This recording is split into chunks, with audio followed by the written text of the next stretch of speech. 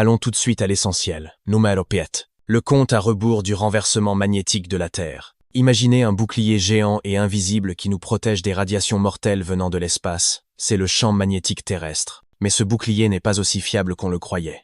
Les scientifiques ont découvert que les pôles magnétiques de la Terre changent de place tous les quelques centaines de milliers d'années. Le nord devient le sud, et le sud devient le nord. En ce moment même, ce bouclier s'affaiblit. Le pôle nord magnétique se déplace si vite que nos systèmes de navigation doivent être mis à jour en permanence pour rester précis. Quand ce renversement se produit, le champ magnétique ne s'éteint pas simplement pour se rallumer ensuite. Non, il devient totalement chaotique. Plusieurs pôles magnétiques pourraient apparaître ici et là, de manière imprévisible, sur toute la planète. Un champ magnétique affaibli et désordonné permettrait à davantage de radiations nocives de l'espace de nous atteindre. La dernière fois que cela s'est produit, c'était il y a environ 780 ans. Imaginez que toutes les boussoles indiquent soudainement la mauvaise direction. Les GPS se perdent. Les oiseaux et les animaux, qui utilisent les champs magnétiques pour se guider, commencent à tourner en rond. La vie sur Terre a survécu à ces renversements dans le passé.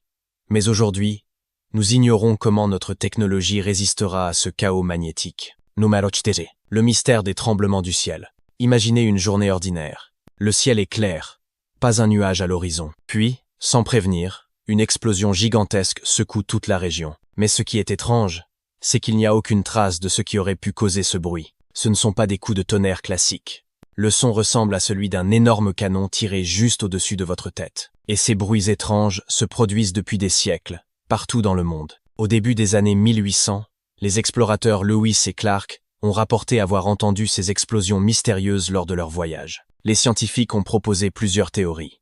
Certains pensent qu'il s'agit de météores entrant dans l'atmosphère sans être visibles. D'autres évoquent des explosions de gaz sous-marins. Il existe même une hypothèse selon laquelle des grottes souterraines s'effondreraient, amplifiant le son jusqu'au ciel. Mais aucune théorie ne parvient à expliquer complètement ces phénomènes. Ces bruits sont si puissants qu'ils peuvent faire trembler des bâtiments entiers. Les fenêtres vibrent, les meubles bougent, et les gens croient souvent qu'ils subissent une attaque. Dans certaines régions, ces sons portent des noms différents. Dans les Finger Lakes, on les appelle les canons de Sénéca. En Italie, on les connaît sous le nom de Brontidae. Au Bangladesh, ce sont les canons de Barasol. Ce qui est encore plus troublant, c'est que ces sons semblent voyager sur des distances incroyables.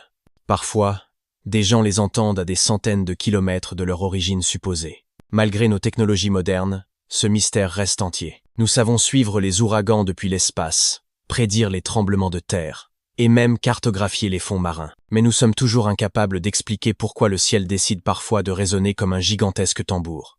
Numero 8. Les lumières mystérieuses des tremblements de terre. Imaginez que vous êtes dehors, la nuit, dans un calme absolu. Soudain, l'obscurité est déchirée par un spectacle lumineux étrange et surnaturel. Des orbes lumineux flottent dans le ciel. Des vagues de lumière ondulent, comme des rideaux fantomatiques. Quelques instants plus tard, la Terre se met à trembler. Ces lumières ne viennent ni des extraterrestres, ni d'une apocalypse. Ce sont les fameuses lumières des tremblements de terre. Depuis des siècles, des témoins rapportent avoir vu ces phénomènes avant qu'un séisme ne frappe. Et aujourd'hui, des caméras modernes les ont capturées en images. Certaines lumières ressemblent à des boules de feu flottantes, d'autres à des éclairs géants illuminant le ciel. Elles peuvent apparaître à des centaines de kilomètres de l'épicentre du tremblement de terre. Les scientifiques pensent que ces lumières pourraient être causées par la pression exercée sur les roches sous terre. Quand cette pression devient trop forte, les roches pourraient agir comme des batteries naturelles géantes, libérant de l'électricité dans le ciel. Imaginez écraser un morceau de quartz. Cela génère une petite charge électrique.